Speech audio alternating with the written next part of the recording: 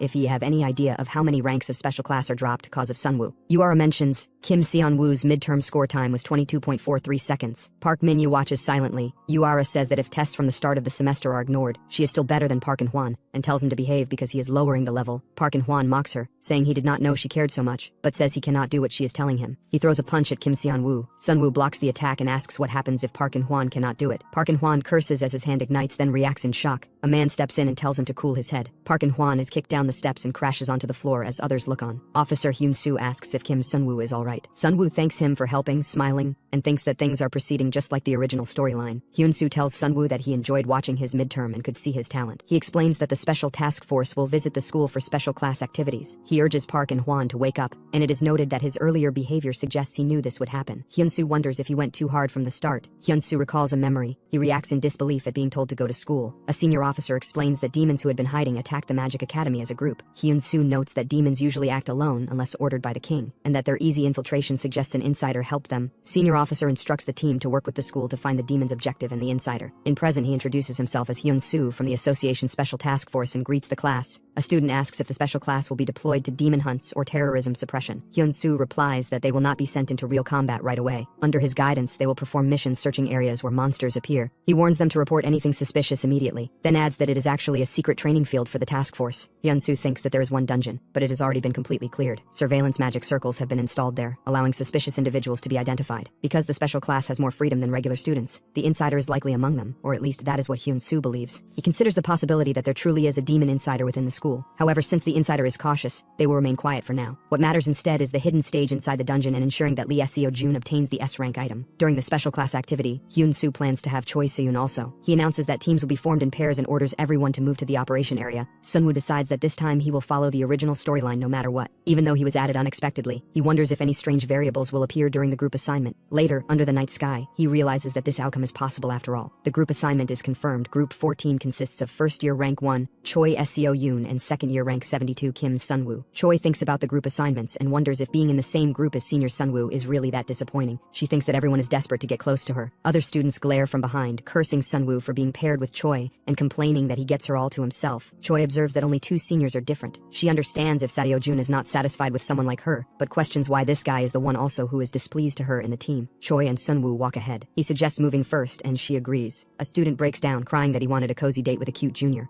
Seo-jun look at him and question why he is reacting so strongly, calling it pathetic. Seo-jun is grouped with Yuara. The student says he does not understand because Choi does not pay attention to him. He described her the only daughter of one of the 5 prestigious magic families and noted to have both skill and beauty. Seo-jun mentions that there is also a student from a magic family here. Yuara tells him not to drag her into it. The crying student denies it. He admits that Choi Seo-yoon is different from Yuara. Another student says he will serve him, saying him as big brother. Sunwoo walks ahead on the forest path while Choi follows behind. She thinks that if both sides are dissatisfied, it makes things easier for her. She recalls how Kim Sunwoo was last in the whole school, yet now is getting close to Lee Seo-jun and even joining the special class, making his actions look suspicious. A system message appears stating that Choi Seo-yoon has become curious about Kim Sunwoo, and that he has gained 500 points as a reward. He points ahead and says there seems to be something over there and asks if they should check it out. Choi agrees. She thinks that whatever he is planning will not work on her. Choi smiles and says they should work well together, calling him senior, while thinking that things will not go the way he wants. She appears cheerful and eager, while Sunwoo internally reacts that her expression clearly looks like someone with another scheme. He thinks that at this time, Choi was obsessed with recruiting Lee Seo-jun, because keeping him close would raise her own value. Sunwoo suggests heading over there first. He thinks that if he uses this as bait to lure Lee Seo-jun, things will follow the original storyline. Choi thinks that Sunwoo seems more amazing the more she sees him, and recalls that after the humiliation at the start of the semester, he became strong enough to enter the special class. He cheerfully says that it was just a mistake back then. Choi then addresses him again, saying that forcing his way into the special class might actually be bad for him. She continues that if he draws too much attention, he might end up making enemies instead. Choi was born with everything, including family, talent, and looks, but that behind this is a completely different side. The effort and obsession to meet her family standards are described as what completed Choi's so-called perfection. She is shown being kind to everyone, but she only keeps people close if they raise her value. It is concluded that Choi's hypocrisy was something she had to learn on her own, as a lonely way to survive among the upper class. Sunwoo walks beside Choi, and says that he does not really know what she means by enemies. Then Choi adds that he is talking about what happened earlier that day. She continues that no one showed it openly, but aside from Park In-hwan, there are probably others who do not want him in the class. Sunwoo says that he does not care. He then says that in the special class there is something he absolutely wants to achieve, calling it a goal in life. Choi reacts silently, focusing on the words life goal. She recalls a memory when her father states that he has already designed Choi's entire life and tells her to just follow it, saying it is all for her. Choi responds that she understands and says yes, father, repeating the words life goal. Choi looks back at Sunwoo and says she thinks she understands, at least a little, why the teachers favor him. She then asks what he can really achieve just by entering the special class. While Sunwoo hesitates and begins to respond, Sunwoo senses something and says it's dangerous. Suddenly someone attacks with an arrow. Sunwoo asks to the person if he had lost his mind. The attacker, who is none other Park In-hwan, says he is giving Sunwoo a last chance. If he values his life, then step out from the school. Sunwoo asks What if he did not? While attacking, Park In-hwan says, if not, then die. Whereas scene shifts, Baek Jin, the counter-terror special task force support mage, says they are just kids. She says it is the team leader's order. Kim asks how it is, and Baek Jin continues that they are all the same, just kids playing around with training monsters, and that if there is a demon spy, they will try to make contact when released outside. He says that if anyone acts suspiciously or leaves the training area, it should be reported immediately, and Baek Jin suddenly tells him to wait a second. She says she does not know if they are an insider, but these kids are fighting like their lives depend on it. Whereas Sunwoo thinks that their output speed is high, even if he is trash, and maybe there is a reason he is second year rank 5, and that if this drags on, it could ruin the plan. There is a sound of skill activation, and Choi calls out that if Sunwoo is going to fight, not to do it during training time, then says it is dangerous, and tells Choi to fall back. Choi asks if this will be remembered as a disgrace to the school, and says the same goes for Park Jin-hwan Sunbae, then says first SEO Jun Sunbae, and now even Sunwoo Sunbae, and tells him to put their inferiority complex away. Choi shouts angrily while a boy reacts in shock. Park Jin-hwan raises his fists and yells that this one and that one, asking why everyone keeps protecting that bastard. An explosion of fire erupts as both Sunwoo and Choi is thrown back. Kim asks what happened, and Baek Jin says that the magic circle disappeared. Baek Jin asks where Kim is going, and he says that they promised the school that the students would not get hurt. Baek Jin asks if he is exposing the operation because of a student fight, and Kim says he will go stop them, to keep monitoring the other zones, and to contact him immediately if something happens. He thinks that those students were Park Jin-hwan and Kim Sunwoo, the ones who caused trouble earlier, and that the remaining one is Choi Seo-yoon from one of the 5 great magic families. He hopes nothing happens. Whereas, Park In-hwan shouts that he should be just kept living like a clown like at the start of the semester, and asks who he thinks he is to try to match Kim Seon-woo. A strike lands as Choi is hit by the attack. Choi says that she cannot stop it anymore. Sunwoo says that he told her to fall back because it is dangerous. Choi reacts with a small sound, and she calls out to her senior. A spell barrier forms around her, as Sunwoo says he will deal with that guy. He thinks that before regressing, he only stood by and watched Park In-hwan's evil acts, because he was just an extra, and thought he should not affect the storyline. But that bastard was only a throwaway character who only showed up early and did not matter later. The heart of great nature activates as power surges. Blue slashes strike Park In-hwan and knock him back. Park In-hwan curses that bastard and says that even reinforcement type magic, and Sunwoo says that if Park In-hwan had a problem with him, he should have not involved other people in this, and knocks him out. Sunwoo stands over Park In-hwan and tells him to say it, then tells him to give a reason why he should be forgiven. Park In-hwan kneels and says he was wrong, and that he will never pick a fight again, and that he admitted he was wrong, and asks to be forgiven, just once. Sunwoo looks at the glowing mana in his hand, as Choi Seo-yoon calls him senior. She tells Sunwoo that he is wasting mana, and Sunwoo says fine, then let's do this. While Sunwoo also was not planning to hurt him anyway. Sunwoo grips Park In-hwan's head, and tells him to get as far away from here as possible, and that if he catches his eye again, he will kill him. Park In-hwan quickly agrees and says he will get out right now, then hesitates and asks if what happened here will be kept a secret too. Sunwoo gets annoyed, and asks if he is still not gone, and Park In-hwan shouts that they agreed. Sunwoo lets out a nervous breath and says that was nerve-wracking, then says alright then Park In-hwan, let's see you suffer like hell. Park In-hwan runs through the training ground, whereas Baek Jin-hwan shouts senior and reports that student Park In-hwan, who was fighting earlier, is urgently leaving the training ground. Kim says it is confirmed as he activates something. Sunwoo thinks that from now on Park In-hwan will be getting the full attention of the special task force. Kim says understood. Park In-hwan thinks that he barely got away from Kim Sunwoo, as a purple light moves above him. He wonders why that man is chasing him this time. A glowing hand appears near Sunwoo, and Sunwoo thinks that this should be enough to draw attention, and that it probably will not affect the progression much. Sunwoo calls out to Choi and asks what she is doing. While she says he looked hot, she says that to think he defeated senior Park In-hwan, who ranked 5th with a score of 72, they will have to reassess the senior's skill rankings. Sunwoo says that if that guy had really attacked with the intent to kill, there was no way he could have won, and that he just drove him off with momentum. Sunwoo then says he feels a bit sorry, and that Park In-hwan probably wanted to be on the same team as Lee Seo-jun and got caught up in this. Choi says she is just grateful that Sunwoo saved her. A system message appears stating that character Choi Seo-yoon's interest increases by 1. Choi says actually, that at the start of the semester she did not think much of Sunwoo, and that since he had no skills it seemed like he was just trying to get attention. But these days looking at Sunwoo, he seems completely different from the attention-seeking last-place student she knew. Sunwoo asks if that is really so and how she feels these days. Choi says that if she had to put it into words, he is an interesting person. Sunwoo thinks about the talent of a jester. Choi says that now that they have rested, they should move on. Sunwoo asks if they are leaving already and not staying seated a bit longer. Choi says they need to achieve something at least a little, so that Sunwoo will not be looked down on by someone like Park In-hwan. A snake-like training monster appears in front of Choi. The monster attacks as Choi reacts. Sunwoo says that it is a training monster. Sunwoo forms light element magic in his hand. The monster is struck by someone else's attack, and Choi reacts in shock. Sunwoo thinks that he arrived right on time. Choi calls out to senior Lee Seo-jun. Lee Seo-jun asks if everyone is okay and if there are any injuries, then says he tried to help her while going alone, but there do not seem to be any particularly dangerous monsters. He says he guesses he was too tense because it is a danger zone, and Choi says that for a genius like him it should not be too difficult. Choi says that if he just signed a sponsorship contract with her family, that genius talent of his would shine even more. Lee Seo-jun says he will think about it later. Sunwoo thinks that the location and the members are perfect, and as long as the big event where Lee Seo-jun discovers the hidden stage remains, Bringing Choi near the dungeon will naturally allow her to join Lee Seojun, and that from the very start the path chosen to bring Choi was calculated to overlap most safely with Lee Seojun's movement route. All that is left is to guide the way. He points and tells everyone to look over there. Lee Seojun asks what that light is, and Choi said that it is coming from inside the cave. Sunwoo says he is really curious about it and asks if they want to go check it out together. They arrive inside the cave named the Special Task Force Training Ground Dungeon, which is currently deactivated. Choi says that is a hidden stage and it occurs very rarely and is a dungeon within the dungeon, that it is much more difficult than a regular dungeon, but if cleared the rewards are far greater. Sunwoo thinks that it is exactly as they said. He thinks that the Tower of Proof takes nice of you, and that the mystic mana fills up in standby. The Tower of Proof's hidden floor was also a type of hidden stage, and that in the dungeon that was remodeled and deactivated, a hidden stage appears. Lee Seojun and Choi Seoyun join forces to defeat the boss, and this episode is also the turning point where Lee Seojun, who obtained an S-rank weapon, gains even more attention, and that after clearing the hidden stage, Korea's genius Lee Seojun holds a press conference, and truly important point is elsewhere, that Choi Seoyun, who has grown mentally, joins as Lee Seojun's companion. Sunwoo thinks that of course he prepared everything thoroughly so that they could all clear it easily, and suggests that they try the challenge themselves. Lee Seojun refuses, stating that there are too many variables in a hidden stage, and that they need to report to the special task force first. Sunwoo reacts angrily and tells him to be serious, then says they should wait and think it through again. Choi stands alone on a stone platform, looks ahead, and her eyes widen as she notices something. A voice tells the human child to come closer and to try stepping inside. Choi kneels by the water as ripples spread, and a dark figure appears beneath her. She reaches toward the water, and the surface distorts as something pulls her in. Choi is dragged downward as the space twists. Sunwoo feels something is wrong as he and Lee Seojun look toward Choi. A dark presence emerges behind Choi and grabs her. She is identified as a ghost witch of rank B. Lee Seojun realizes it is a monster, and tells Choi to get a grip as he moves forward with holding sword in his hand. The ghost witch claims Choi as its own while holding her. Sunwoo rushes in as water surges violently around them. Sunwoo realizes the monster attacked first, and that the story's development is already different from the original. Something collapses inward as a swirling portal tightens, and Sunwoo and Lee Seojun stare at it in shock. Lee Seojun wonders what on earth just happened. He calls out Choi Seoyun's name and states that she has been kidnapped by the monster. The portal continues to spin violently. Sunwoo starts moving and tells Lee Seojun to follow him, saying they have to save her. Lee Seojun hesitates and asks if they are not supposed to wait for the special task force. Sunwoo states that if they wait, Choi will die, and the monster that took her can absorb mana, and once it absorbs all of it, he questions what it will do next. Sunwoo says they have to handle this together right now. He places a hand on Lee Seojun's shoulder and says it cannot be helped. Lee Seojun grips his weapon, agrees to go, and tells Sunwoo that they should save her immediately. Whereas Park In-hwan is caught by Agent Kim, In-hwan asks what he did wrong. Kim asks who Park In-hwan was conspiring with, and what is their goal, while Park In-hwan insists that he don't know what Kim is talking. Kim asks if that is the case, then why he ran after seeing him. Park In-hwan recalls what happened earlier while fighting with Sunwoo, then says he absolutely can't tell. Kim says Park In-hwan is still a student, so he could have gone easy on him, but now there's no choice. Second year, 5th place at the Magic Officer Academy. Park In-hwan, you are under arrest on suspicion of conspiring with Majin. Then he touches his earpiece and reports to Agent Baekye Jin that the suspect has been caught and tells her to come take them into custody. Then pauses as Baek In-hwan calls out Senior. She urgently reports that an unforeseen situation has just occurred, and that students entered the remodeled dungeon for training. Kim says that the dungeon was deactivated, and basically just a cave, then stops mid-sentence. She reports that circumstances confirm a hidden stage occurred in that dungeon. Kim reacts in shock, whereas, inside a frozen swirling space, Sunwoo moves forward as ice and mana surge around the area, and Lee Seojun thinks that the monster must be using the ice mana stolen from Choi Seoyun to empower the surroundings. He grips his weapon and states that there is so much to do, then adds that at this rate he will soon be in trouble. He is suddenly pulled into a thick winter coat by Sunwoo behind him. Lee Seojun calls Sunwoo's name, and Sunwoo tells him to put it on, saying it will keep him warm and make him feel better, then thinks that he knew it would be cold in the hidden stage, so he bought plenty of winter gear. The system displays a dimensional pocket, then displays a warm breath coat that increases cold resistance by 20%, and warm gloves that increase cold resistance by 5%. Lee Seojun asks how Sunwoo could afford something that costs hundreds of millions, and Sunwoo answers that it was from stocks and tells him not to ask which ones. The system displays information about a warm breath coat that increases cold resistance by 20%. A blue portal opens and Sunwoo grabs a coat inside as Lee Seojun notices Choi Seoyun. He states with relief that Choi Seoyun looks okay. In the frozen area ahead, she calls out for help and urges them to hurry and save her. They decide to move quickly and say they need to get her out, then ask which way the exit is. Cold wind blows violently as they run forward through the ice-covered space. A surge of icy power erupts, and an attack crashes toward them. Choi, surrounded by ice, appears and tells them that they are quick on the uptake. Behind her, a dark figure looms as Choi stands frozen in place, and the witch comments that this child's frigid, icy mana is truly a delicacy. The system warning reports murderous intent detected, and states that murderous intent is directed at them within a certain range. Sunwoo states that Choi is being controlled by the ghost witch, and that to save her, they must defeat the witch first. The ghost witch absorbs more icy power, rises into the air, and declares that the two of them are next as a massive surge of icy power rushes forward. Sunwoo observes that the ghost witch is an undead monster, and states that she should be weak to Lee Seojun's light attribute, but something feels off. Lee Seojun launches himself forward through the storm as ice shards scatter around him. Sunwoo follows, releasing mana as he moves through the freezing current. He thinks that as long as the ghost witch has taken over Choi's body, the situation will not change. The ghost witch descends surrounded by violent icy mana, landing heavily as frost spreads outward. He thinks that as the first-year rank 1 and identifies her main specialty as manifestation type, but displaying her subspecialty, she raises a weapon formed of ice and swings downward with force. Lee Seojun blocks the strike midair as sparks and ice explode from the clash. Lee Seojun swings forward through swirling ice as Choi faces him, ice forming around her arm. She grips the ice tightly as it spreads and sharpens under her hand. Lee Seojun lunges and strikes toward her, and she blocks as ice bursts outward between them. She lands lightly and rushes forward again, ice shards rising around her. She taunts him, asking if he is holding back because he is fighting a little girl, then says his attacks are all so pathetic as she charges straight at him. Ice pillars surge up as Lee Seojun is forced to move back, watching her rapid movements. Sunwoo observes that her offense and defense transitions are fast, and that the utility unique to the ice attribute is creating synergy with the environment. He jumps upward in surprise, as ice spreads beneath him. Ice slams into the ground, and he turns sharply to look ahead. He realizes the path is blocked and hears that he is trapped as Choi advances, ice wrapping around her arm while shards crash down around him. Lee Seojun tells Sunwoo that it is about time he gave instructions and asks if he has a plan. Sunwoo answers that they have to find the witch's real body, and explains that if she is threatened, she will come out of Choi as ice explodes around them while they keep fighting. Lee Seojun points out that the entire place is covered in snow and ice and demands to be told her location. Sunwoo admits that he does not know that much. Lee Seojun reacts in confusion. Sunwoo thinks that in the original story, the ghost witch was defeated by slashing through the entire place, but says that this time it can be done differently. He says not him but Lee Seojun, as glowing mana orbs appear around Lee Seojun and an amplified mana elixir activates, boosting speed for 10 minutes with exhaustion afterward. Sunwoo addresses Lee Seojun directly as ice swirls around them, whereas Kim concludes that it was just a simple fight and suggests the strange behavior was because of embarrassment over picking a fight and losing. Park In-hwan kneels inside a magic circle with chains binding him, and admits yes, while Kim stands over him. Kim reflects that he should have investigated each student more thoroughly before acting, and asks if the kid going in has nothing to do with him either, and Park In-hwan hurriedly answers that of course. He insists that he really does not know anything. Hyun-soo confronts Kim, and asks if he did not say he would guarantee the student's safety, and Kim admits it is his fault, explaining that the hidden stage was an unforeseen variable. Hyun-soo asks if there is any chance of rescuing the students. Kim thinks briefly, then says they should first try to see if they can open the entrance from the outside, and if that does not work, all they can do is pray that the children clear the hidden stage and come out. Outside, the cave entrance glows as people gather and murmur. The teacher raises her hands and tells the students to please wait outside for a moment. A student asks that being trapped in a hidden stage means once you are trapped in one you cannot get out, and the students stand in silence. Yuara thinks that she still has questions and warns that if anything happens to them, she will not let it go. Whereas inside the cave, Sunwoo calls out to Lee Seojun as mana orbs float around him, and Seojun questions what he means by saying he can do it. Sunwoo answers that he means exactly what he said and tells Lee Seojun that in here he can release his power as much as he wants. The ghost witch notices that the mana flow from one of them has changed. She grips her frozen weapon and asks what he is trying to pull. Sunwoo turns sharply and warns Lee Seojun to watch behind him as mana surges around them. A violent burst of energy erupts, and Sunwoo shouts Lee Seojun's name while telling him that he does not need to hide his power, not even from him, and says that it is okay to reveal his true strength. Lee Seojun thinks that the only time he has ever swung his sword with all his might was during the demon attack, and admits that he even held back during the midterms, because if he goes too far ahead, someone could get hurt. Lee Seojun notices that Sunwoo picked up on the subtle difference in mana flow. He calls Sunwoo's name as he leaps into the air surrounded by mana orbs, and says that they should both go all out. The ghost witch reacts in shock, repeating the words, then laughs and tells them to go ahead and try, calling them little human brats. As the ice and mana collide, Lee Seojun responds that since he is putting so much faith in him, he guesses he will have to live up to it. The ghost witch senses the amount of light attribute mana being used and widens her eyes. Sunwoo shouts for Lee Seojun to destroy the entire dungeon. The ghost witch realizes that her main body is in danger, as her form twists and convulses. A massive pillar of light crashes down through the dungeon, shattering the ground and ice. Sunwoo says you have finally came out of the body. The ghost witch screams that she will not let them have their way, as energy gathers violently in her hands. Sunwoo declares that there is no reason to keep her alive, as blue mana wraps around his body and his breath grows heavy. A blinding slash tears through the ghost witch's form, sending her body flying as light and ice explode outward. Sunwoo states that this is Lee Seojun's attack as golden light continues to surge. Multiple magic circles activate outside the dungeon as the structure begins to destabilize. Yoon-soo asks about the progress, while watching the portal covered in dense magical patterns. Kim Yoon-jin reports that only 2% of the entire portal has been analyzed so far, and says not even a mosquito could get through. She adds that this is the best they can do, no matter what kind of support mage they call. Kim looks at his phone and thinks that, since it has come to this, he has to take responsibility himself, even if the team leader reprimands him. On the call, someone asks to speak and Kim says Lee Seojun is in a hidden stage of a B-rank dungeon, and admits it was due to his negligence, but the other side says it is fine and that Lee Seojun will come out on his own if they wait. The others react in confusion and ask what it means that he will come out on his own. A pillar of golden light erupts into the sky as people outside stare in shock. Someone asks what in the world is going on and whether a boss monster appeared. Yuara denies it and says that the light attribute mana is unmistakable. She identifies it as Lee Seojun. Inside the dungeon, Lee Seojun looks at his sword and realizes that this is what happens when the weapon cannot handle his mana. The broken sword falls away as a massive blade descends and embeds itself into the ground. Sunwoo stares at it and trails off, recognizing the sword. The status window appears, identifying it as the Blue Moon Sword, an S-rank sword infused with mysterious moonlight power, detailing its persistent effects, enhancement, regeneration limits, and durability. Sunwoo tells Lee Seojun to draw it, saying it belongs to him, adding that he contributed the most in defeating the Ghost Witch and needed a sword anyway. Lee Seojun asks about Sunwoo's share, and Sunwoo answers that he can take everything else. Laughing, he tells Lee Seojun to go collect the loot while he keeps watch. Lee Seojun grips the hilt of the sword as it responds to his hand. As he looks at its glow, he thinks that it is definitely S-rank, and remarks that it is surprising Sunwoo would give up a weapon like this so easily. Then acknowledges that Sunwoo truly is something else. The system window appears, stating that the hidden stage has been cleared in cooperation with a main character, that the involvement rate increases by 0.8, that Lee Seojun's interest increases by 1% to level 2, and that 2,000 points have been acquired as a reward. Sunwoo kneels beside Choi and states that her mana exhaustion is severe, adding that she is not at a level where she can fight on that scale, and that it is the after effect of having her power forcibly drained while being controlled by the Ghost Witch. Lee Seojun approaches and says that he has gathered all the items that drop nearby, handing them over, and Sunwoo thanks him. Lee Seojun asks what Sunwoo is planning to do, and Sunwoo answers that he is helping her recuperate as blue light gathers in his hand. An item window appears, identifying the Heart of the Ice Spirit, an A-rank elixir that restores mana upon consumption and permanently increases proficiency in ice attribute control. Sunwoo brings his hand down toward Choi as she stirs. Sunwoo asks if Choi is okay, and she weakly calls him senior. She suddenly yells in confusion, asking why both of them is staring at her like that as she flails and stumbles upright. Lee Seojun remarks that she really got her energy back, and Sunwoo adds that she is full of life now. Choi clutches her chest, looks around in shock and asks where on earth she is, and Sunwoo says that it is a bit of a long story and explains that they are in a hidden stage. He adds that Lee Seojun defeated the boss to save her. Choi listens in shock, realizing that a hidden stage was cleared at their age, and that there has never been a record of that before. A swirling blue portal forms as energy gathers and the exit opens. Choi reacts excitedly while moving toward it, and Lee Seojun says he never thought light could look so beautiful. Sunwoo calls out for them to wait before going out. He weakly asks for help walking as mana exhaustion overtakes him. Sunwoo thinks that the moment Choi wakes up, he will collapse, but that he calculated the elixir's duration perfectly this time. He reflects that when this incident is over, the ones who should be in the spotlight are not him, but Lee Seojun and Choi. The three of them move together toward the exit as the portal continues to glow. Sunwoo looks ahead calmly and concludes that it has to be the two of them, the youngest person in history to clear a hidden stage. Lee Seojun once again captured the world's attention following the demon subjugation incident. The Blue Moon Sword Lee Seojun obtained was later appraised and revealed to have 2 top-tier options, even among S-rank items. Newspapers and magazines are shown, with the international mage journal Oracle publishing an article on Lee Seojun's genius-level feats, and the world beginning to take notice of him. After interrogation, Park In-hwan is cleared of suspicion of being an accomplice to the demons. However, during the investigation into his attack on Sunwoo and Choi, his history of bullying other students with his group is revealed. While he is punished severely through disciplinary action, Sunwoo thinks that from now on, that bastard will no longer get in his way, and that although there were some twists and turns, things are ultimately following the original story well. The special class activities carried out by the Special Task Force will be kept secret, and that Choi will use this as a chance to form a bond with Lee Seojun. Sunwoo recalls Choi rushes toward him in distress, asking if he is okay and whether he is hurt anywhere, while Sunwoo reacts quietly as she fusses over him. He thinks that now the next thing he has to do is something else as Choi approaches him and asks what he is up to. Sunwoo reacts in surprise and asks what is going on. Choi smiles and explains that she heard an interesting story from Lee Seojun, so she came to thank Sunwoo. Choi tells him that Lee Seojun said Sunwoo was the one who suggested going to save her and how fiercely he fought in the hidden stage. Sunwoo hurriedly denies it and insists that it is not right, saying Lee Seojun was the one who saved her. He thinks that if Lee Seojun is being given the credit, he should just take it, admitting to himself that he is bad at lying. Sunwoo points emphatically and adds that Lee Seojun was also the one who defeated the Ghost Witch. Choi looks pleased and hums softly. She meets Sunwoo's gaze in silence for a moment. Choi turns away and says that if he says so, then she will see him at the next special class. Sunwoo watches her leave as a system window appears, stating that Choi's interest in him has increased by 1 to level 2, and that 2,000 points have been acquired as a reward. Sunwoo mutters in frustration that things are getting complicated. He thinks that since it has come to this, he will just have to do a better job during the next incident. Whereas the scene shifts in the school gym as students train with weights and machines, Sunwoo watches calmly, his expression relaxed as he observes the atmosphere. He thinks that because he was standing right next to Lee Seojun when they came out of the hidden stage, he earned a lot of points. He adds that this time he used those points to buy a new trait called Secret of Evolution and Adaptation. The system window appears, describing the trait as one that allows evolution and adaptation when specific conditions are met, granting adaptive traits with reduced effects, and listing its price. While enduring cold environments grants cold resistance and staying in dark places improves night vision. Sunwoo notes that there is no explosive change, but since it raises various basic stats, its utility is very high. He recalls that in the original story, this was a trait second-year student Jean Mingi was supposed to obtain, but since it is in the point point shop it should not matter. Lee Seojin calls out Sunwoo's name loudly from across the gym. As Lee Seojin asks what brings them here, Sunwoo casually says he is just taking care of his body and that nothing much is going on. Lee Seojin remarks that Sunwoo sounds like an old man. A student named Han responds that maybe so, but tells him to look over there and points. Students comments that Lee Seojin starts his mornings with bench press, that he is doing it with pure physical strength without mana reinforcement, and that he became strong through relentless training and effort. Han shout that the other kids are nowhere close. He yells Lee Seojin's name in alarm, and explains that Yuara is especially insane, and is saying she will show everyone what real firepower looks like. Lee Seojin hesitates and awkwardly agrees while laughing. Sunwoo smiles and says it is good for her, and tells them to let her keep it up. He thinks that Yuara is the type who pushes herself harder once she has a clear goal, and that this incident was a great stimulus for her. Lee Seojin then wonders why teacher Jang Anchol is strangely not there today, noting that he is usually in the fitness room when he does not have class. Han explains that Jang Anchol is patrolling around the school, and adds quietly that this is a secret, adding that a corpse was found near the school, completely drained of blood. Lee Seojin reacts in shock and asks if it was an attack by a demon. Han responds dismissively, saying that even if they come back to attack, their genius will protect them. Han shout that they only trust Lee Seojin, and Lee Seojin tell others to get lost as they crowd around him. Sunwoo looks on seriously and thinks that demons could raid the school again at any moment because there is already an insider inside. He clarifies to himself that more precisely, what infiltrated the school is not the school itself. A senior student stretches after training as people stare, and Sunwoo thinks that it is a human traitor, a demon in human form. The senior addresses Lee Seojin casually, remarking that he sure sweats a lot. She is identified as Park Min-ye, a third-year ranked 4th. She steps closer and hands Lee Seojin a towel. Sunwoo pauses silently, watching her reaction. Han compliments Park Min-ye, saying she looks beautiful today, and she smiles and thanks him. Lee Seojin responds politely, thanking Park Min-ye as well. She tells him that she is always cheering for him and encourages him to keep going. She calls Lee Seojin's name as her eyes narrow slightly. She recalls a memory as night falls on the school grounds, where Park Min-ye sits alone on a bench. A person begs for help as she drinks his blood. The body is thrown aside near the bench, as Park Min-ye watches calmly. Well, it's clear that she is not a third-year, 4th place Park Min-ye, rather a B-rank demon named Jang Ye, and the only daughter of the demon Jang Han. Dark energy surges as the person collapses to the ground in front of someone. She remarks that she did not expect him to come in person and asks if he plans to attack the school again. A man surrounded by dark energy appears and is addressed as Lord Shinhei. He replies that he only came to see how things are going. Chunhei stands over the body lying face down on the ground, stepping near his head, and states that since Jang Han is dead and she was left alone, he has to take good care of her. She adds that she had planned to play with him a bit longer, but then Chunhei remarks that if word gets out, the tale gets caught, before casually asking how school life has been these days. Park Min-ye listens silently, her expression tightening as she repeats the word school in a low voice. She reflects that with her current identity, she cannot even get close to Jong Hyunsu, and that Lord Haryong told her not to take revenge on Kim Jin Sunwoo. She continues that every day she has to look at the faces of the kids who reported her father. Park Min-ye asks what he thinks school feels like for someone like her, addressing him as Lord Shinhei. He responds that among those kids, Lee Seojin has been a hot topic lately, and explains that during the school attack, Lee Seojin was already one of the top candidates suspected of being the child of prophecy. As Park Min-ye reacts in shock, he continues that from the moment the demonic barrier disappeared during the school attack, and that man appeared right after, he found it suspicious. He concludes that after her report, he became certain, recalling the overwhelming demonic power that erupted at the time. Shonhei declares that the overwhelming demonic power is the power of demon destruction, and concludes that the child of prophecy is definitely Lee Seojun. Park Min-ye clenches her fist, and asks if that means she can kill him with her own hands. Chonhei questions whether she truly thinks she can, reminding her that she has seen his power firsthand. She states that he does not understand, as scenes of students fleeing, a corpse lying on the ground, and her standing among them surface. She explains the pain and thirst of having the fruit of revenge right beside her, while being unable to take a single bite. For her own revenge and for the sake of the clan, she declares that she will definitely kill Lee Seojun. Chunhei responds that this is exactly the mindset he wanted from Jang Ye, who is known as Park Min-ye in the academy. Suddenly she senses something strange and notes that there is no presence at all. A man remarks that, as Chunhei recommended, she has built strong resolve at such a young age. Chunhei greets the man named Lord Song Jin, saying he never dreamed he would come in person. Song Jin states that if someone is to become his subordinate, he needs to see their face himself. He adds that although her power is still weak, her resolve is strong, and he accepts Jang Ye as one of his subordinates. He orders her to join the raid on the Child of Prophecy as commanded by the king, and states that refusal is not accepted. He is identified as an S-rank demon, affiliated with the 10 Demon Council, known as the king's right hand, Seong Jin. Purple demonic energy flows around his extended hand. Scene shifts at location Kendoan, as Bukansen Bokmajeon dungeon. 5th entrance. Demon-type monsters leap down from above, baring their teeth as they rush forward. Hayoung gathers blue energy between her hands, her expression focused. She releases the energy upward in a powerful blast. Ice blue force surges through the air as she shouts, and several demons are struck and sent flying back. Other demons recoil as the attack lands, while more figures rush in from behind. After the impact, the remaining demons retreat into the distance. Hayoung turns towards Sunwoo and asks how she did. Sunwoo tells her that she has improved a lot and instructs her to focus on mastering this form comfortably for now. Hayoung suggests going somewhere over the weekend and adds that she even found a dungeon just for her training. Sunwoo responds that they got lucky. He continues that saying they got lucky is actually true. He explains that, in his previous life as a C-rank mage, he discovered this dungeon completely by chance. He adds that it is a place that never appeared in the original story, and that only he knew about it. Sunwoo walks forward, stepping past fallen demon remains. He thinks that this area is swarming with demon-type monsters, and that it is the perfect environment to grow Hayoung's willpower. Sunwoo crouches slightly, and asks what she was thinking when she manifested that power just now. Hayoung recalls that it felt similar to when she fought Ara. She pauses and explains that at the time, she thought about wanting to protect the people beside her. Sunwoo thinks that the most important thing when handling the power of destruction is willpower, manifested through a special purpose and unwavering determination. The focal point of Yoon Ha-young's willpower is revealed. Hayoung continues that just now she also thought that she wanted to work hard like Sunwoo and enter the special class as well. She clenches her fists excitedly. Sunwoo thinks that any road works as long as it leads to Seoul. He tells her that if they keep training together every weekend like this, she will definitely make it into the special class and asks if she can do it. She thinks that the two of them go to a dungeon every weekend, and this really feels like a date. She blushes slightly and agrees. Sunwoo thinks that after the midterm, second place is secured. At this growth rate, Yoon Ha-young should join around the first semester of her third year, just like in the original. System message appears stating that evolution and adaptation is activated, and that Sunwoo's eyes adapt to the darkness. Sunwoo narrows his eyes slightly. He then thinks that now the only thing left is the problem of Jang Han's daughter, Jang Ye, currently known as Park Min-ye in the academy. He thinks that in the original story, Jang Ye approached Lee Seojin for revenge against her father, and she continuously plotted schemes as a villain. Sunwoo thinks that the ones who killed her father were Kim Jinwoo and Jung Hyunsu. He questions why she approached Lee Seojin first. Something feels off. He focuses and thinks that before she can cause any more damage, he needs to make the first move. Park Min-ye steps forward and asks if he is Sunwoo. She thinks if Sunwoo is the one who was recently rescued by Lee Seojun during the hidden stage. She continues, saying she heard that he had something to say to her. Behind her back, purple demonic energy gathers in her hand. Sunwoo wonders if he has already been discovered. Sunwoo answers that it is something really important, and thinks that dealing with this obstacle requires this approach. She reacts with surprise. He says that this might be sudden, but he will say it anyway. He takes out a book and holds it forward toward Park Min-ye. He declares that he wants to keep in touch with her personally. Our bro is literally now using confession attack. Sunwoo lowers his gaze slightly, and thinks that he first needs to create a situation where it will be just the two of them. A system message appears stating that the character Jang Ye, currently known as Park Min-ye in the academy, feels repulsed by him, that he has gained 500 points as a reward, that the first rejection achievement has been unlocked, and that he has gained an additional 1,000 points as a reward. Sunwoo reacts with a brief pause. Park Min-ye's expression darkens as she looks down at him. Sunwoo looks up and thinks that he got dumped. Park Min-ye apologizes to Sunwoo and explains that he is not her type, and that a personal relationship would be too much for her. He adds that it would be best if they stayed on good terms as senior and junior, the two separate in the corridor, leaving distance between them. Park Min-ye thinks that she would never date a mere human and considers killing him. Sunwoo touches his face and reflects that although he is human, his appearance should not be enough to make someone feel repulsed. A system message appears stating that the character Shin Youngjun pities him, and that he has gained 500 points as a reward. Sunwoo realizes that what he was actually aiming for was Shin Youngjun. Shin Youngjun watches from a distance, covering his mouth in shock. He approaches and pats Sunwoo on the shoulder, telling him to hang in there. He comments that someone like Park Min-ye is worth confessing to even if rejection is possible, despite her dislike of being the center of attention. Sunwoo thinks that because she is a demon. Sunwoo calls out Shin, and mentions the classical magic theory assignment, asking if he has not even started it yet. Shin reacts in shock and asks how Sunwoo knew. He then explains that he is fine with anything physical, but that theory never sticks in his head no matter what. He sighs heavily and scratches the back of his head. Sunwoo asks if Shin wants to use his assignment as a reference and adds that he is ranked first in theory. Shin suddenly brightens and asks if that is really okay. Then Sunwoo states that there is one condition. Sunwoo gestures toward himself and asks whether Shin uses the school community board often. The scene shifts to the cafeteria, where students murmur while looking in Sunwoo's direction. Someone recognizes him as the person from the school board post from yesterday. Another student remarks that since he could not get attention by being dead last in class, he must be resorting to this now. A system message appears stating that 247 people are interested in him, and that he has gained 1,500 points as a reward. Sunwoo folds his hands in front of his face and thinks that everything is going just as planned. A post is shown on the community board warning others not to touch senior Park Min-ye, and declaring that she has been claimed by Sunwoo. Another view shows the same post repeated across the board. Hyun-soo, an instructor, looks at the post on a phone and laugh, commenting on how kids confess these days. At a desk, Park Min-ye pauses while holding her hand near her chest, whereas Hayoung clicks her tongue and asks if Sunwoo is into older girls. She states that, logically, there is no way he posted it himself. She concludes that someone must be playing a malicious prank. Hayoung asks if she thinks so too and wonders if Sunwoo will be okay. Sunwoo sits at the table, sweat visible at his temple. He thinks that he was not the one who did it this time. He looks ahead and thinks that someone else did it for him. Shin mutters that he did his best to post on the board as requested, but questions whether it backfired. Sunwoo immediately agrees that it completely backfired. He reflects that the result was not what he wanted, but thanks to it, his message was delivered loudly and clearly. He thinks that involving Shin cause the information to spread through the entire school instantly. He thanks Shin for the help. Shin responds that he will support him until the very end. Later, Sunwoo sits alone at the table as others watch from a distance. He notices someone approaching. He questions who would confess like that in the first place, then thinks that he simply needed a situation like this. Sunwoo thinks that although he avoided being dead last in class, people still see him as an attention seeker. He imagines her standing above him while others watch. He thinks that as long as she is associated with someone like him, it will be harder for Jang Ye, or say Park Min-ye, to hunt people, or harm Lee Seojin freely. Sunwoo smiles, and thinks that since he has no reputation left to lose, this does not hurt him at all. He smiles wider, confident. Several students react loudly, saying he winked and calling it gross, while Sunwoo sits alone with his meal and thinks that the reactions are a bit much. 3 girls walk away together, saying that if someone is pretty and nice, only weird people cling to them, and that there is no need to deal with him. Park Min-ye thinks that she needs to kill Lee Seojin, but realizes that because of Kim Sunwoo, all eyes are on them, and decides that for now she has no choice but to back off. Sunwoo cheerfully waves and says goodbye to his senior. As he looks down, he thinks that if it were up to him, he would ambush and finish Lee Seojin, but instead places his hand on a book and thinks that for Lee Seojin, a much more significant event is about to occur. At the American Museum of Antiquities, an announcement says it is closing time and asks visitors to make sure they have all their belongings. Staff members begin their night patrol and respond that they understand. A man approaches a sealed display as it opens, revealing an object labeled the Soul Vessel, described as a sacred relic with the power to seal souls. 13 years ago, the world was suffering under the threat of Jin, the worst multinational terrorist group in history, but Kim Jin-cheol, chairman of the Mage Association, repelled them after a fierce battle and killed their leader, Jin Cheon-woo. Among the spoils was the Soul Vessel, which was later presented as a gift to the American Museum of Antiquities. Inside the museum, the man notes that the Soul Vessel has no issues, and calls it a sacred relic, and the most important exhibit in the museum. A woman appears behind him and says he must have missed the announcement and points out the exit, while remarking that it is rare to see a sacred relic imbued with such mystery from this close. She adds that it is too beautiful to be locked away like this, and says that is why it must be kept by those who are qualified, explaining that 13 years ago, one person was qualified to hold all its mysteries until Kim Jin-cheol reached him, and the man says that the association stepped in to prevent it from being used by terrorists, insisting that such power must be used for the public good. The woman says he is wrong and states that great power should be used for a greater purpose. The woman states that great power should be used for a greater purpose and adds that while the Mage Association claims responsibility, it is only busy monopolizing it. The man becomes flustered and shouts for the guards, ordering them to kick the potential criminal out immediately. Before the guards can act, someone knocks a man down hard. She coldly says his name, Scar, and asks if he is already bored. A large man named as Scar crashes down and says that everyone so far has been weak, demanding someone stronger. The man reacts in shock, saying they were all A-rank mages and that the security system did not even trigger until it came to this. A girl in red rushes forward, attacking with swift movements, while the man looks on in disbelief as the fight escalates. She complains that they agreed to only threaten him and steal the item, asking if the plan has changed and telling him to leave the rest to her. The man stares at the display case in confusion, wondering when she moved. He loses his footing and falls back. He struggles to rise and angrily demands to know who they are. A voice responds that even though their god was taken from them, his will could not be broken. The woman looks down coldly. She dismisses them as washed-up terrorists and declares they will pay for insulting her god. The man shouts the name John in panic. A violent surge erupts. Windows shatter outward as energy tears through the building and spills into the night sky. News spreads rapidly. Phones light up as reports identify the attack at the American Museum of Antiquities as the work of John, a cult group thought to have vanished. Though records were damaged, the assault is presumed to have been led by an executive named Bert. Public pressure mounts for the Mage Association to respond. Yuara freezes while reading the news on her phone, her face draining of color. Hayoung asks if she is all right. Yuara says it is nothing, only nausea, and excuses herself from the table. Sunwoo's gaze hardens as he thinks that it will begin soon. He recognizes what this means. The first battle is about to begin. Yuara clenches her fists and focuses, as Sunwoo thinks that this involves the main villain group, John, whereas someone sees a news article fills the screen, reporting that John has resumed activity and calling it the return of a nightmare from 13 years ago. A man named John Jin asks if this is satisfactory. The blonde woman named as John Burt lounging on a sofa checks her phone and replies that it is. She adds that the picture turned out well. Jin comments that he barely had time to cover his face and questions why they went through the trouble of disabling the security system if this was all they planned to do. The woman in red named as June Natasha, lying across the sofa, says that a clueless curator insulted him, so she let the man atone with his life. A muscular man named as Scar tightens his fist and complains that it ended far too quietly, saying that in the old days, they would have leveled the entire block before leaving. Jin tells Scar that times have changed and that the move was too rash. Natasha snaps back, asking if he does not know that the Special Task Force and the Blade of Dawn are still hunting them. Scar scoffs, saying he will take them on any time and tells her to stop calling him an idiot. Bert suggests finding somewhere quiet for a while. She admits that, as Jin said, she was a bit too hasty this time, and proposes heading to Korea for a break. Scar reacts with interest, saying Korea is a place full of strong people to fight, and mentions visiting the Soul Magic Arena for old times' sake. Silence follows. Jin says that sounds fine, but adds that he wants to avoid running into Kim Jin-cheol. Bert replies that the darkest place is under the lantern and that no one would expect them to walk straight into their backyard. She adds that she has something to check there anyway. Jin asks if she is going to see him, and reminds her that she knows what that child means to them. Natasha comments that the child has been getting caught up in all kinds of incidents lately, and questions what Baek Yoon-seong is doing with his surveillance. Scar declares that crisis is what builds a man. Bert concludes that it is settled, and orders Jin to prepare fake IDs and passports, then to contact Baek Eun-sung and tell him they are coming soon. A nighttime exterior interior of restaurant Kantia is shown. Sunwoo walks inside and get up off Kim Jinwoo. He thinks it has been a while since he came out as Kim Jinwoo. He thinks it should be safe to start moving now. He thinks that after laying low for a long time, Ha Ryung's interest should have faded. Sunwoo is guided down a hallway. He thinks that before running into John, he needs to raise his specs. Inside a private room, Han Seo-yeon sits at a table. She reacts when Sunwoo arrives and says he is here. They face each other across the table. Sunwoo, currently in Kim Jinwoo's getup, says she could have sent someone to pick the item up. She replies that it has been a while and she wanted to see him in person. Han Seo-yeon presents a bag and says it contains the requested items. She specifies sacred herb potions and high durability combat boots. Sunwoo opens the bag and examines the contents. A system display shows the combat boots specifications and effects. Sunwoo reacts, noting the dual options and that the price must be much higher than items of the same rank. Han Seo-yeon says she could not choose something ordinary since it is a gift from her. Food is served on the table. Sunwoo thinks Kantia is the restaurant where Lee Seo-jun almost fainted after taking just one bite in the original story. It is said that normal people struggle just to get a reservation. Sunwoo wonders if it really lives up to the hype and decides to see for himself. He takes his first bite. As the golden pastry on the outside shatters, the subtle mushroom aroma of the duxelle sauce flows out along with the juices. The Hanwoo roast beef inside reacts with the red wine sauce, creating an explosion of flavor. Sunwoo reacts, saying it is delicious. Han Seo-yeon watches his reaction and says that seeing such a response makes treating him worthwhile. Sunwoo wipes his mouth and says he cannot accept such generous treatment without giving something back. Han Seo-yeon tells him not to worry about the money and says they are not the kind of relationship that frets over things like that. Sunwoo looks at her and asks what if it is something better than money. He says she looked a bit troubled earlier and asks if it is because of the terror threat. She too recalls an article that says that 2 billion won must be deposited within 3 days, and if the deadline is missed, the Hansung Pharmaceuticals building will be blown up. Han Seo-yeon reacts and says that is top secret information that has not even been leaked to the press, then asks how he knew. Sunwoo replies that he has his ways. She acknowledges that Sunwoo is right and says that ever since the John news broke, copycat crimes have been surging worldwide. She adds that she was already busy dealing with a power struggle against her brother. Sunwoo thinks that fortunately, the person blackmailing Han Seo-yeon has absolutely no connection to John. The real culprit is not John but Jo Seong-hun, an alchemist active in the underworld. He is just a petty criminal, trying to squeeze Hansung Pharmaceuticals now that they are on the rise. Sunwoo says to check the financial situation of the security staff and explains that they will find someone who mixed up with a shady alchemist. He recalls that Jo Seong-hun is only a character briefly introduced in the original to trigger an event, so this level of intervention should be fine. Later, Sunwoo and Han Seo-yeon stand together outside at night. She thinks that Sunwoo knows high-level information even she did not know, yet the source remains a complete mystery. She addresses him as Mr. Kim Jinwoo, then says she does not know who he is working for, but asks if he would consider coming to work under her. She adds that with someone like him by her side, she does not think she would ever lose to her brother. She offers an annual salary in the hundreds of millions and treatment beyond his expectations. Sunwoo smiles lightly and says he is not doing this for special treatment, but that his desire to help her, Ms. Han Seo-yeon, is sincere. She says that it would not be fun if he were won over too easily. She suggests that they have another meal together later. She raises one finger and says that she will come back with even better terms. Sunwoo replies that he is looking forward to it. Han Seo-yeon leaves the building. Sunwoo stands alone on the rooftop as night spreads over the city. He thinks that Han Seo-yeon's offer was tempting, but accepting it would mean drifting away from Lee Seo-jun. The system screen appears in front of Sunwoo. Information about multifunctional combat boots is displayed, including their category, description, and passive effects. Another panel shows the active effect, stating that by infusing mana into the boots, the user can walk in the air for 5 seconds with a 2-minute cooldown. Sunwoo notes that the item now has triple options and says he is glad it was a useful drop from the hidden stage. Blue light gathers around his feet as he steps forward into the air. Sunwoo runs across the night sky, moving between buildings. He lands and steadies himself, smiling slightly as he says that he should get some practice in. Scene shifts at magic law class. The professor lectures at the front while students sit at their desks. Shin rests his head on his desk, eyes closed, while the lecture continues. The professor announces that there will be a paired research project on theory due next week. The classroom reacts loudly. Several students protest. Shin lifts his head in shock. He asks the professor to extend the deadline. The professor refuses and orders everyone to return to their seats. Sunwoo listens silently, his expression turning serious. He thinks about finishing the assignment quickly and getting some rest. Sunwoo looks around the classroom considering who would be a suitable partner. Yuara approaches Sunwoo's desk and declares that Sunwoo will be paired with her. Shin shouts that Sunwoo will be paired with Yuara. Yuara stands confidently, looking down at Sunwoo. She questions whether he has a problem with it. Sunwoo stiffens, startled by the sudden attention. He wonders why she is talking to him all of a sudden. After a while, Yuara walks ahead and tells Sunwoo to find her at the training grounds after school. Sunwoo watches her leave. He thinks that this works out, since he needed to check on Yuara anyway. He then doubts that thought. Later, the two stand beneath an archway. Sunwoo asks what she is talking about and says he is not hiding anything. Yuara tells him it is useless to play dumb. She states that she knows his true identity. Sunwoo freezes in shock. He wonders what is happening.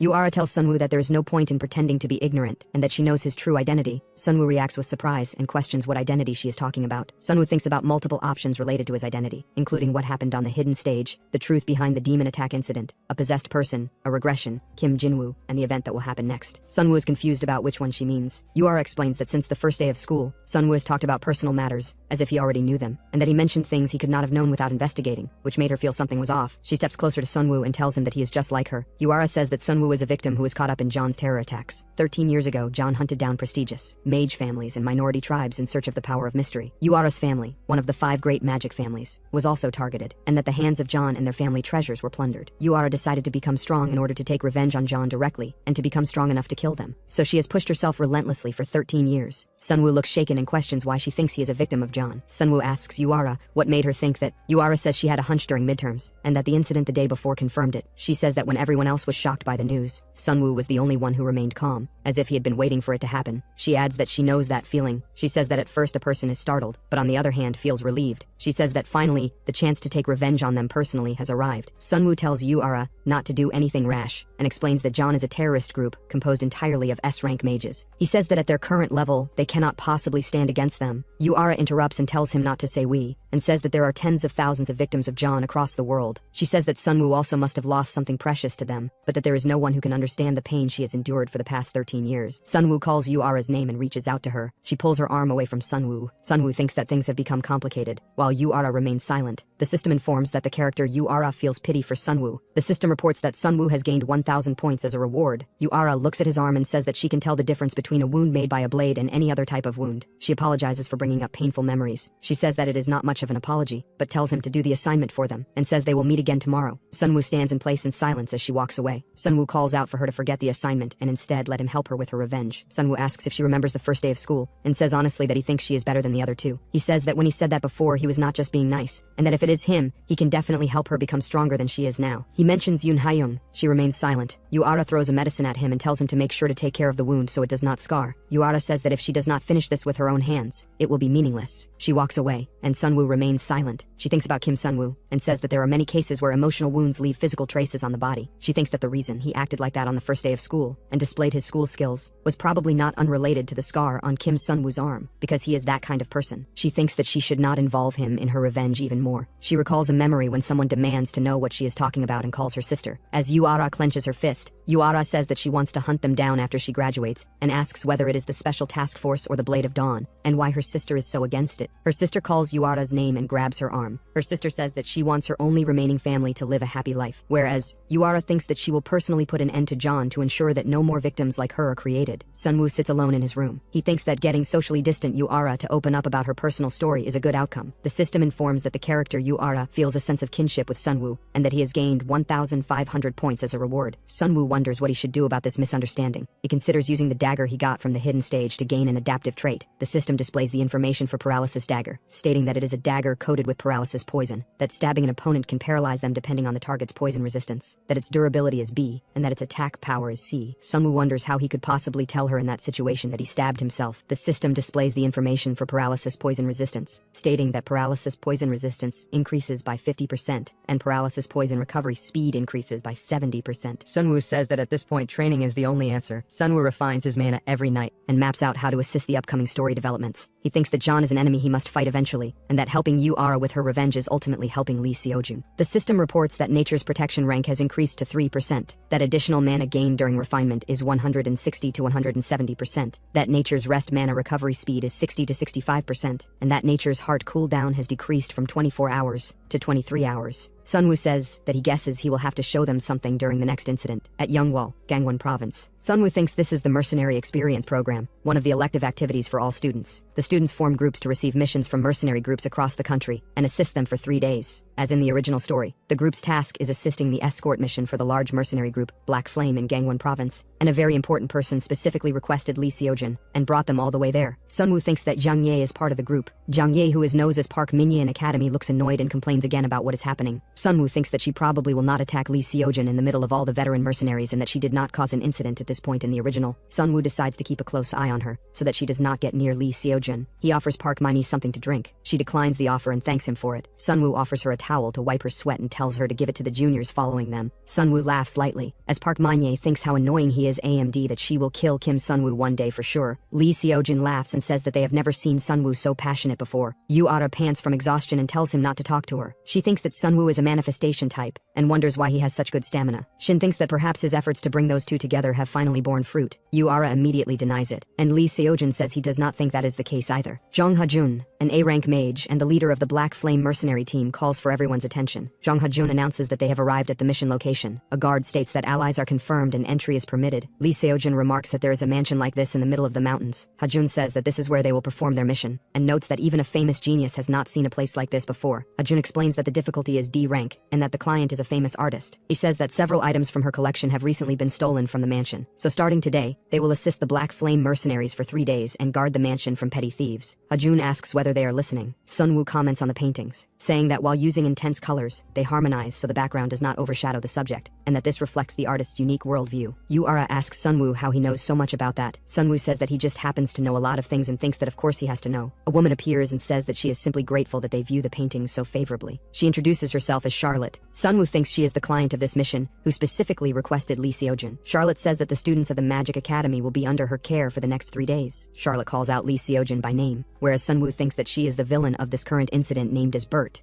Scene shifts inside a hotel. Jin asks if he is claiming he did nothing wrong, while Scar remarks that meat is meant to be torn off the bone as he bites into it. John Baek-eun-sung insists that he had been truly faithful to his job. He explains that as the surveillance officer, he never took his eyes off Lee Seojun. In the past, crowds are shown cheering for Lee Seojun and holding signs calling him theirs and their king. He continues that he investigated Lee Seojun's grades, friendships, and health status, and adds that he did not miss a single regular report. Natasha then questions why Lee Seojun ended up caught in so many incidents. Scar responds that she has to watch him fight to understand how he is growing, and tells the others to stop talking and just eat. She snaps that the one saying is the only one eating everything. John Baek-eun-song states that if Lee Seojun had been in real danger, he would have stepped in. Jin says that Baek-eun-song is not that oblivious. Around the table, they continue eating. Natasha asks if he even knows how to use a fork, and Scar shouts that he washed his hands. Jin tells the two of them to shut up and eat as Scar keeps chewing and wonders how he can eat without using his mouth. Later, Natasha confirms that it was 10 p.m. tonight and asks if they really have to go that far just to see Lee Seojun. Jin says that if they are curious about his skills, they should just go and clash with him directly, and asks why they have to disguise themselves as petty thieves and look pathetic. Natasha answers that Bert told them to. John Baek-eun-song asks why, then answers that it sounds fun, and asks how the fit looks. Jin then calls to Scar. He explains that if they do not want to attract Kim Jin-cheol's attention, they have to hide their identities first. He mentions that Bert's orders were to go easy on them and not kill anyone, and that they still have to move quietly for now. Scar's hand tightens around black fabric as he admits that it is not that, but that he is just not confident that he can go easy on them. The scene shifts to the formal dining room where Charlotte tells the guests not to feel burdened and to enjoy the meal, adding that they might have a tough night ahead. At the table, Park Min-ae thanks the host for the food, and Lee Seojun remarks that to think they would even be treated to a meal. Shin says he came from mercenary work but is leaving healed. Sunwoo thinks that the food is not as good as Kantia where he ate with Han Sion. Inwardly, he thinks that this place is enemy territory, but it is safe. John's goal in infiltrating the mansion disguised as thieves in a few hours is not terrorism, but to test the special existence Lee Seojun. His thought follows that if someone like Jong Ye revealed her true colors that she is not Park Min-ae but a demon,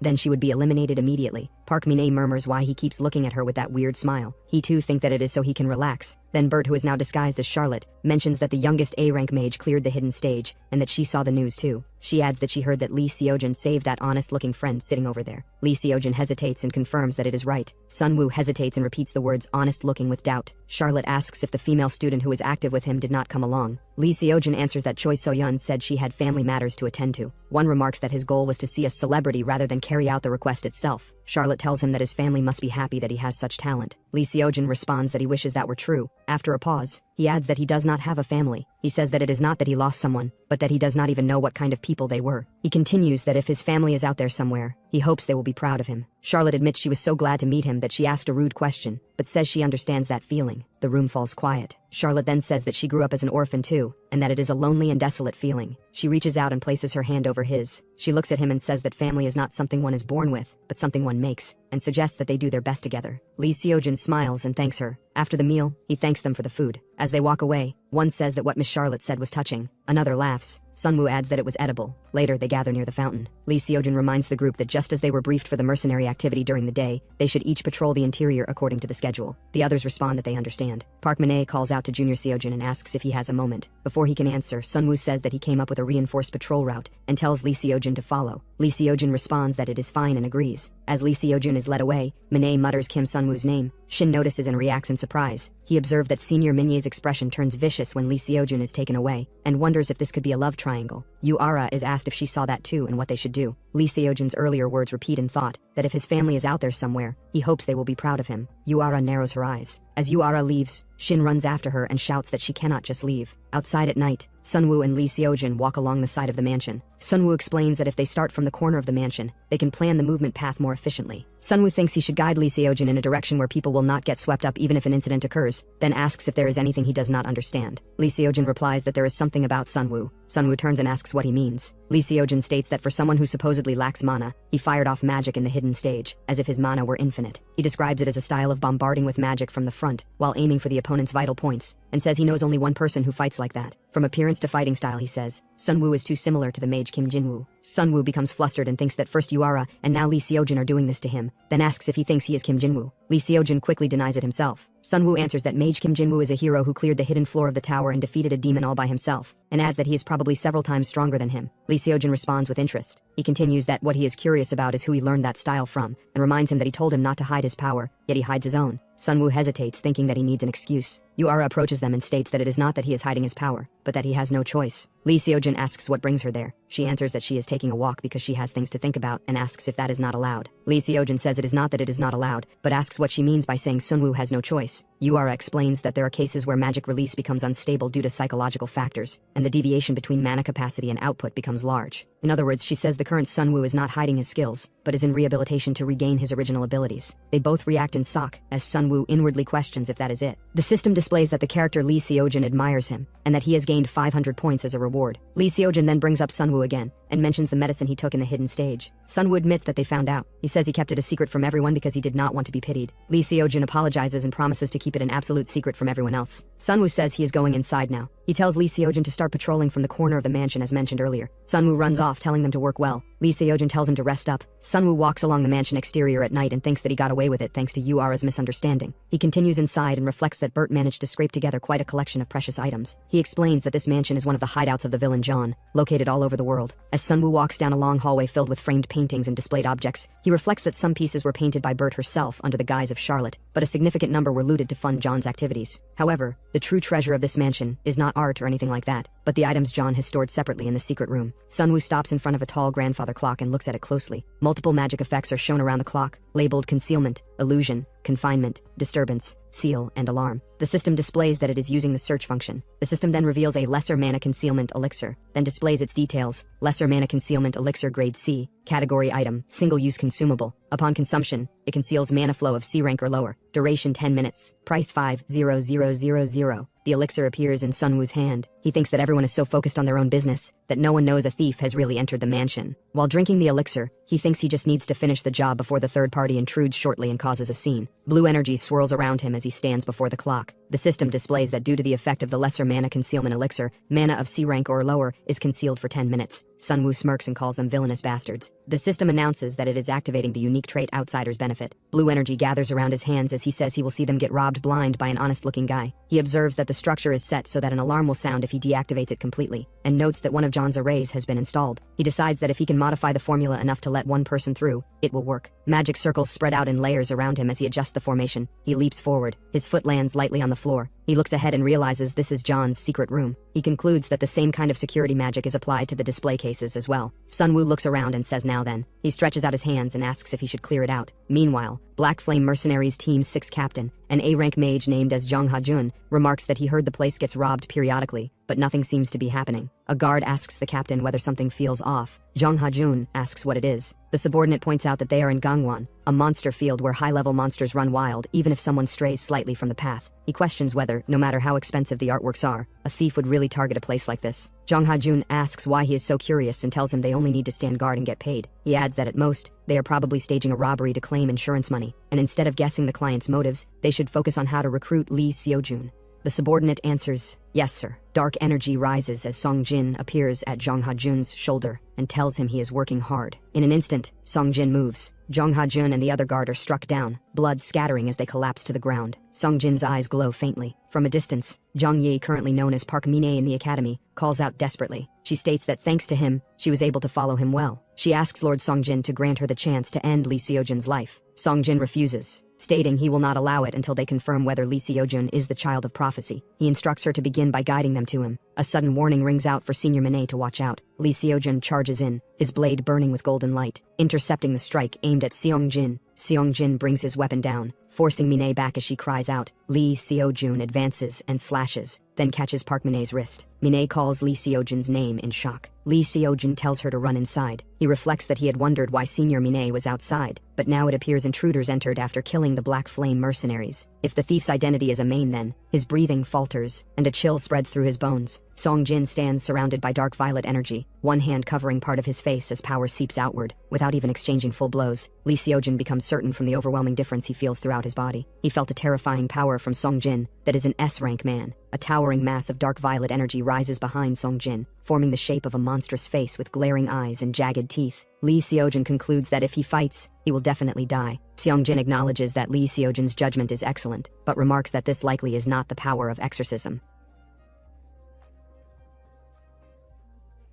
A subordinate reports that the mercenaries standing guard near the mansion have been wiped out down to the last one. Song-jin orders them to kill all the remaining students except for Lee Seo-jun, stating that it is the king's order. He adds that he will not allow any variables. Inside, Yu-ara reacts in shock at the mention of an S-rank main. Lee Seo-jun reports that the Black Flame mercenaries have been annihilated, and other mains have swarmed in to surround the mansion. He then asks Senior Minnie if she saw it as well. Minnie confirms that it would have been dangerous if not for Junior Seo-jun. Lee Seo-jun responds that anyone in that position would have done the same. Shin remains silent, tears running down his face. A thought arises in his mind about a love triangle of Sunwoo liking Minnie and Minnie liking Lee Seo-jun. Lee Seo-jun states that they need to request outside help and asks about Miss Charlotte. Yu-ara replies that Miss Charlotte left a few hours ago to buy art supplies. Minnie remains silent. She looks toward Lee Seo-jun and thinks that she wants to kill him this instant, but facing the enemies head-on would be suicide. She also acknowledges that she cannot defy Lord Seong-jin's orders. Shin shouts that they are in the mountains, so the phones do not even work. Lee Seo-jun asks Kim Sunwoo what he thinks while Shin mutters that it is hopeless. They see the bed where Sunwoo is lying. Yu-ara pulls the blanket away and shouts at Kim Sunwoo to wake up, demanding how he can sleep in this situation. She freezes in confusion and calls his name as she sees that Sunwoo is not here. Lee Seo-jun declares that he will go look for him and rushes out of the room. The remaining students stand in silence. Elsewhere, Sunwoo grips a scroll tightly. He says that this is the last of it and activates the scroll. A blue magic circle forms as a system window appears. The window identifies the item as Demonic Beast. Summoning Scroll of Grade A classification. Summoning Scroll. Description. Summons a powerful hell serpent that is loyal to the user. Duration, 3 minutes. Cooldown, 10 days. Durability, D. The system window shows subspace pocket capacity, 29.7 kilograms per 30 kilograms. Sunwoo stands before the display case as a blue portal-like light flickers in front of it. The sound of objects being stored echoes. He states that it is a clean sweep. He looks down and notes that there was nothing as valuable as a holy relic, but he managed to take some relic-grade items. He raises his hand toward the blue light and thinks that he just needs to get back in time. He explains that this incident concludes with the intervention of a third force rather than Lee Seo-jun or John. In the midst of all that chaos, John will not have the leisure to worry about these items. Sunwoo steps through the glowing portal, thinking that the third force that will clash with John is. He emerges through a doorway and immediately stops. A tall man stands before him. Sunwoo's eyes widen as he recognizes him as a main. The man, with blood smeared across his face and a blade in hand, smiles and says that he found one. The man rushes forward with a knife toward Sunwoo. Sunwoo twists aside as the blade passes him. The man swings again, forcing Sunwoo to duck and slide across the floor. Sunwoo questions why a demon is here and wonders where the plot went wrong this time. While moving, he reaches toward a glowing blue circle that appears beside him. His fingers touch it, and energy gathers around his arm. He spins and swings his weapon in a wide arc, releasing a blue slash toward the attacker. The system displays that a monster summoning scroll of grade A has been used, summoning a powerful hell serpent loyal to him. It is classified as a scroll, lasts 3 minutes, has a cooldown of 10 days, and durability D. He grips the glowing scroll as blue energy spreads outward. A massive serpent with glowing red eyes emerges and lunges forward. The serpent coils tightly around the attacker, wrapping his body and pinning his arms. The attacker groans and demands to know what this is. Sunwoo lets out a short laugh and explains that he brought it only to serve as a distraction but did not expect such a powerful serpent to appear. The serpent tightens its grip, squeezing harder as the attacker struggles and screams. Sunwoo walks forward calmly while the serpent continues crushing the attacker. Sunwoo holds a glowing blue sphere close to the attacker's face and tells him that from his mana, he seems to be about B rank. He adds that he will ask once more and wants a clear answer about his purpose for attacking this place. The attacker smirks and asks if Sunwoo really thinks he will tell him. He says they are all going to be killed by Lord Song-jin anyway. Blood suddenly splashes across the wall. Sunwoo looks down at his hand and says he talks a lot for someone who refuses to say anything. He thinks that the fact they made it this far means the mercenaries guarding the perimeter have all been taken out. He adds that if veteran mercenaries were taken out instantly without a sound, then more demons must have come besides this guy. In his thoughts, Seong-jin, the king's right-hand man, appears, Sunwoo questions why a villain who was not supposed to appear until much later is here leading a group of demons. He thinks he cannot let them clash with Lee Seojin. Elsewhere, Shin blocks an incoming attack with his weapon as a demon shouts that the humans are over there, ordering the others to kill them all. The demon shouts that the entrance is too narrow and they cannot all get in at once. A man holding purple energy in his hand pushes forward and orders others to move out of his way, saying he will do it. He thrusts his hand forward and releases a concentrated blast of purple power towards Shin. Shin braces himself as the attack closes in. A streak of fire cuts across the hall and collides with the purple blast. The impact explodes in the middle of the corridor, forcing the attackers back and cracking the floor. Shin stares at the smoking ground in silence. He shouts that she should at least give a warning before shooting. Yuara stands nearby and tells him that with his skills, he should be able to dodge that easily. Yuara lets out a small laugh and thinks that unlike before, her attacks are actually landing now, and that her diligent training is paying off. She thinks that she is still lacking in firepower as the demons again rise from the ground. They charge again, shouting to kill everyone.